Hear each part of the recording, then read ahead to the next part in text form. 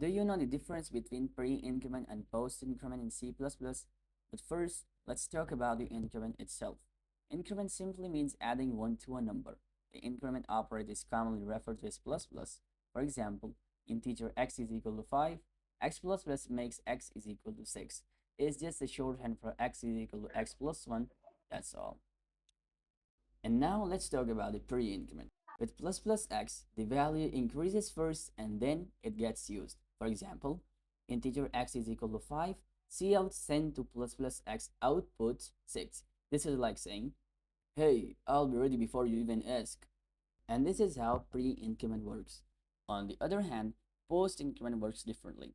With x plus plus, the current value is used first and then it increases. For example, integer x is equal to 5.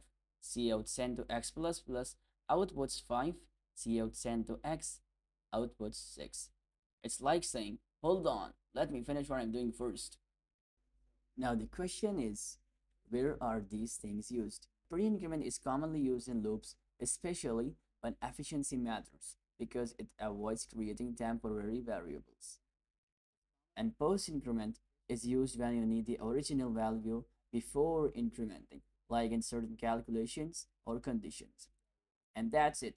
Now you know increment, pre-increment, and post-increment, plus where to use them. Which ones you go to, let me know down below.